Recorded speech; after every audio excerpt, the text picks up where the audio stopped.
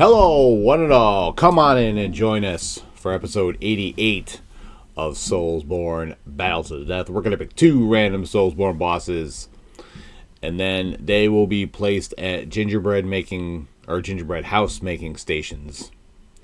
They will make gingerbread houses, and whoever makes the most gingerbread houses will be the winner. In the time limit, I should say. There will be a time limit added. And people like gingerbread houses, and I intend to sell these gingerbread houses at a profit. Just another business opportunity. So no charity this week and no community service. I'm just going for straight profit this week. So there you have it. Although I am taking a risk this week using SoulsBorne bosses to make gingerbread houses. But that is the risk you run when you have SoulsBorne bosses as your employees. So anyway, I'm a lunatic. What can I say? The battlefield has been cleared. It can house any and all SoulsBorne bosses, and it has housed all of them at least once in a SoulsBorne Battle Royal that we had a while back. There are pretty close to 100 bosses in this little generator that I have created, and some special spots that have created some fun and interesting scenarios. So we are going to stop this wheel, and we are going to see who the first boss is that we are going to land on in this episode of SoulsBorne Battle to the Death.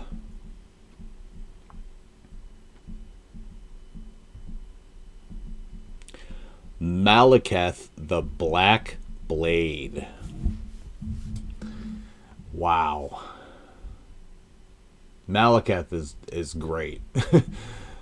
Malekith is an awesome boss and so cool looking. I remember when I did my my Elden Ring stream. It was beat Elden Ring in 6 hours or less on New Game Plus.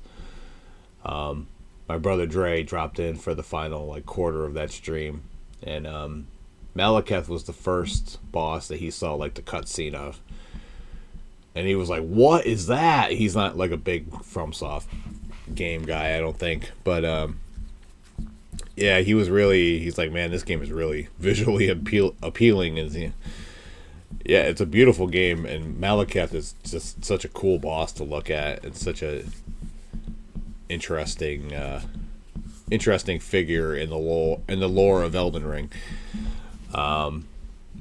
So yeah, Malekith is a hell of a pick for SoulsBorne Battle to the Death. So this is heading into main event territory. This is heading into a fight for the ages kind of thing. So yeah, always cool to see Malekith in SoulsBorne Battle to the Death. We are going to take this wheel for another spin.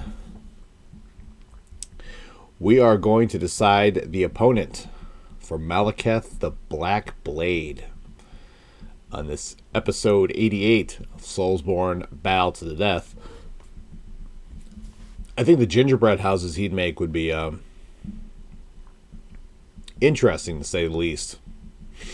I'm sure I can fetch a pretty penny for those, assuming they come out intact, but that's a whole nother matter entirely. All right, Malekith the Black Blade on one end of the battlefield, and on the other end of the battlefield we have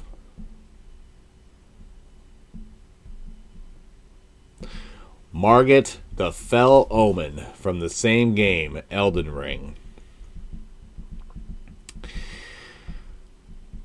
Well, that's a fight that we have. All right. I am not allowed in this portion of the video to give you my opinion, or else my legal team will be extremely upset. So we are going to go to the contractually obligated bios. So let's have a look at Malekith the Black Blade.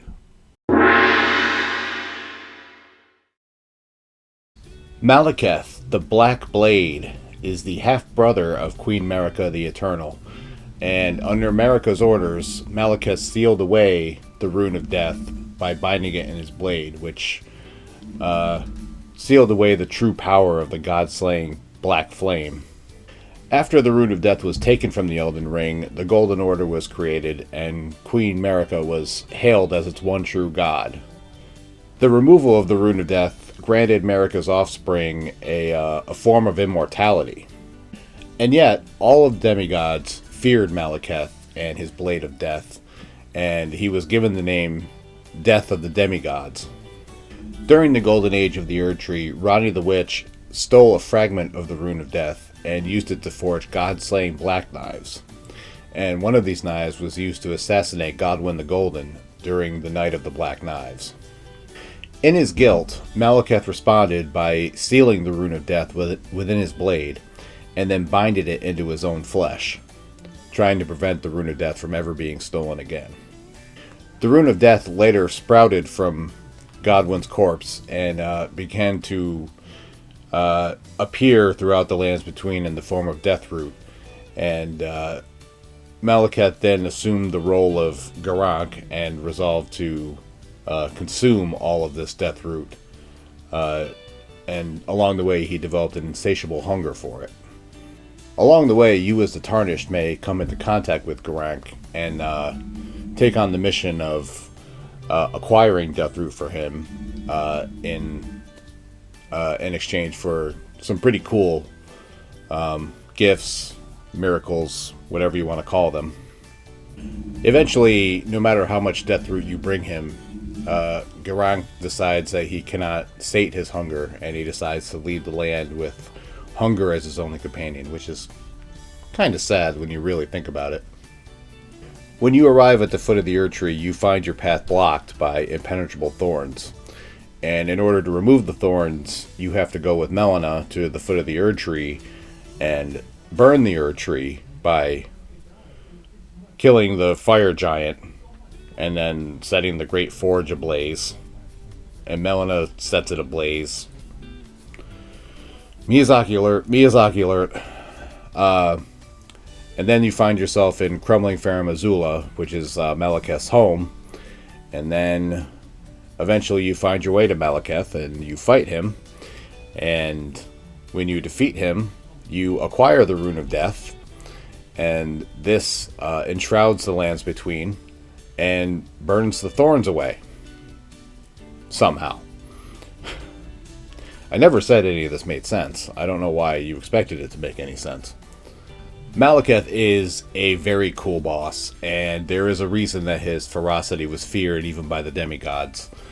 It is very clear in this fight that he is not one to be messed around with, and he is extremely tenacious, and no matter what kind of blows you deal with him, he will not flinch.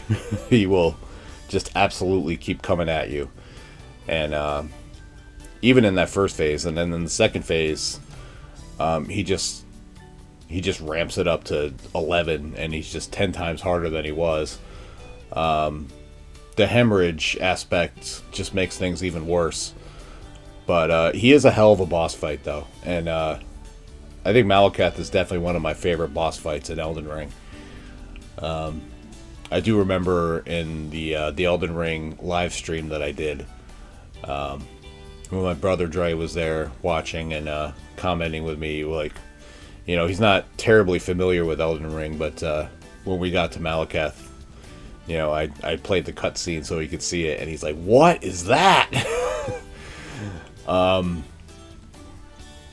He's just such a cool looking and terrifying boss at the same time. And, you know, his moveset is such that, you know, it fits his terrifying image, you know, that was feared so much by all the demigods in the golden age there of the Erd Tree. So Malekith popping up in SoulsBorne Battle to the Death is an interesting time no matter what. And I think there are very few bosses that can stand up to the wrath of Malekith.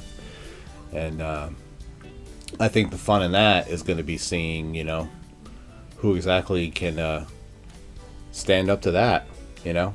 And I mean, there's definitely a few in there that can do it, but there are not too many that can stand across the field from Malekith the Black Blade and not poop their pants a little bit. Let's just say that much.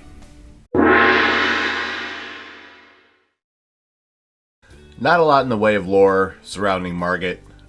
really what it comes down to is after the shattering took place, Margit really took his place as someone who challenged people who had eyes on being a lord, and he gained notoriety for crushing their dreams, so to speak, and stopping people from becoming a lord. So really, in a nutshell, Margit was just kind of like, after the shattering happened, he just woke up one morning, he's just like, well, everyone's going to try to become Elden Lord, I guess I'll just stop everybody. That's really what it boils down to. And then, of course, he comes across you, and he can't stop you, so, yeah. You basically put him in his place and put him down, and then he goes away, and then he comes back later as Morgott, the Omen King. And he stands across. He took his place as protecting the Erd Tree, and basically got no love for that. So that was Margit / Morgott's thing. He does make one other appearance as he takes the guise of a commoner outside the city of Lindell, and then when you approach him, he becomes Margit again, and then you have to fight him all over again. But that's basically the story of Margit. He is a tough boss with some punishing combos, and he can close distance very quickly as well. So viewed on a level playing field, I think Margit really can stand up to any boss, or most bosses in the SoulsBorne universe. And yeah, I think him versus just about any boss is a worthy fight in SoulsBorne Battle to the Death.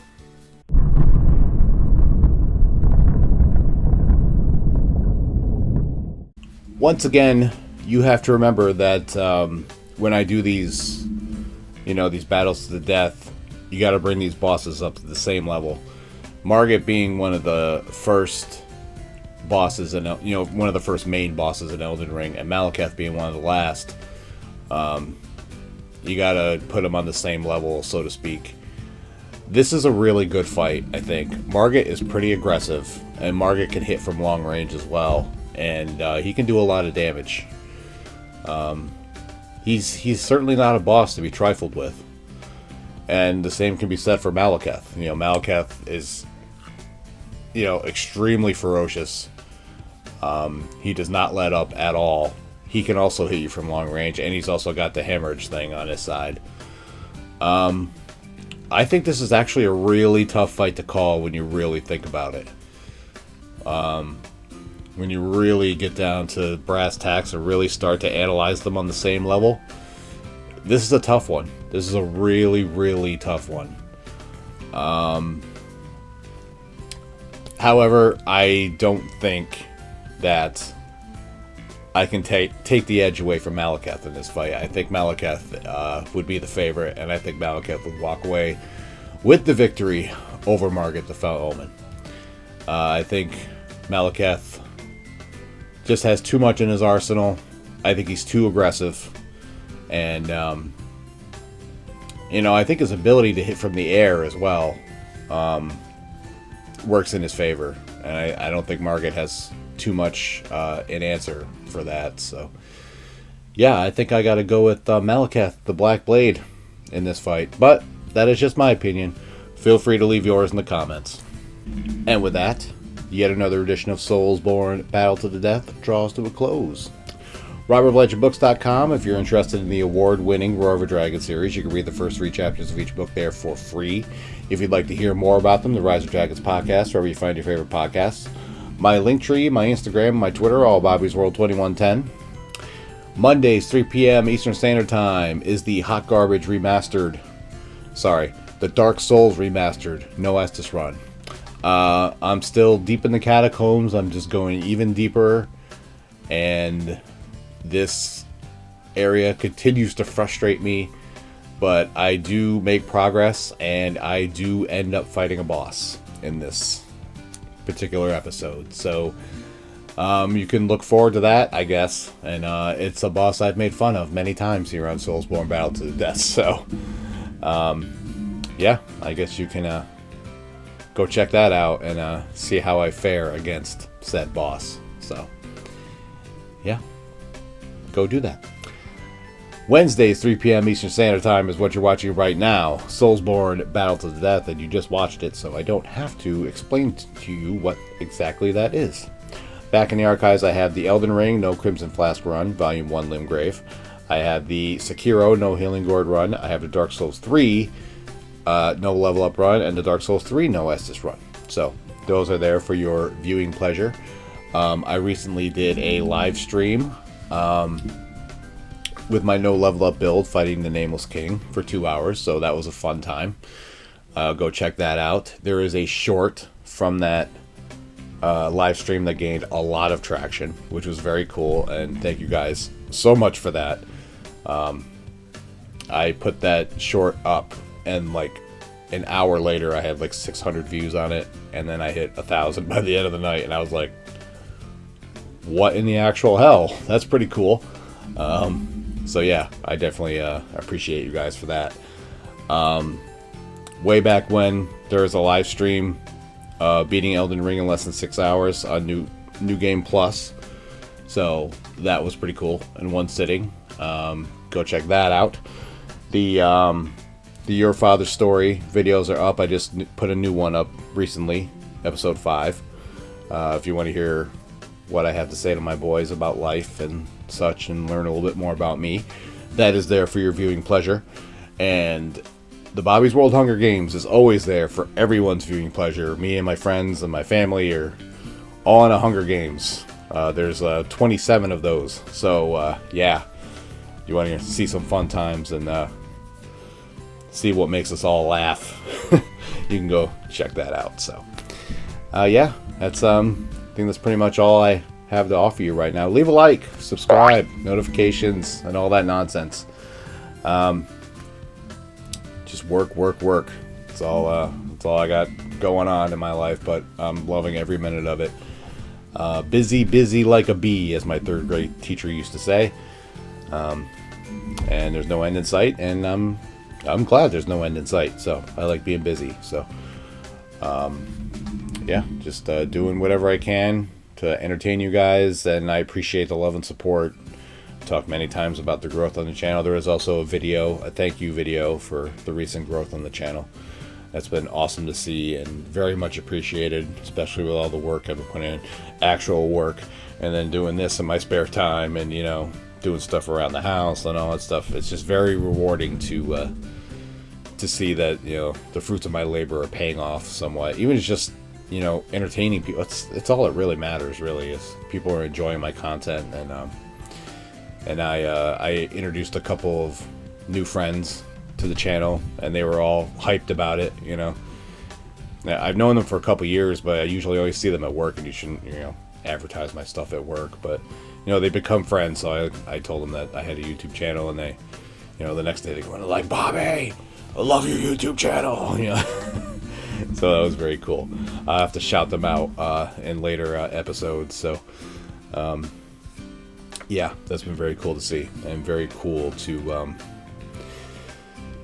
know that my work is being appreciated. So I love you guys for that. So I hope everyone has an amazing week.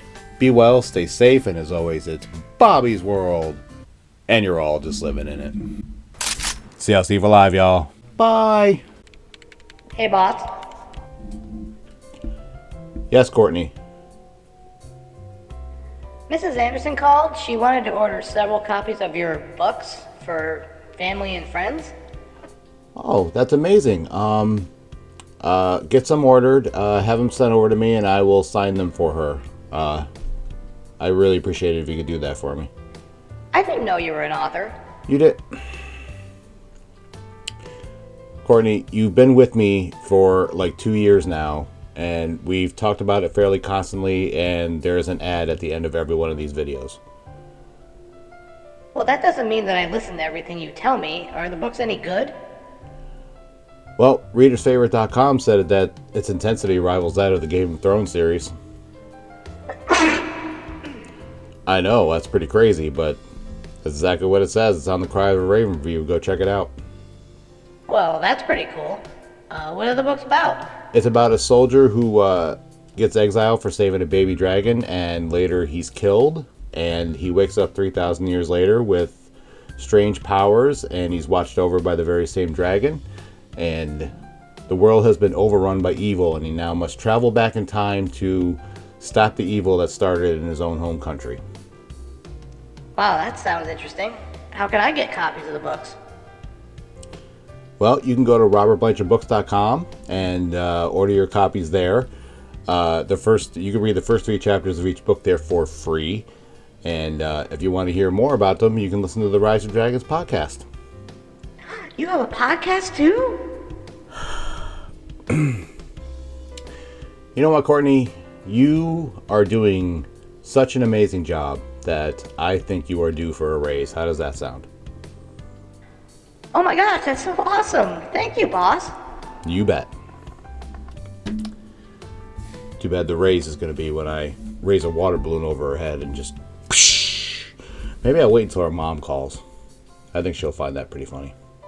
Go to robertblanchardbooks.com right now and get your copies of the series that got 3 5-star reviews from readersfavorite.com, 3 Author Shout Recommended Reads Awards, and 2 Literary Titan Silver Awards. You can read the first 3 chapters of each book there for free, read more reviews, short stories, and much more. And if you want to hear more about them, you can listen to the Rise of Dragons podcast wherever you find your favorite podcasts.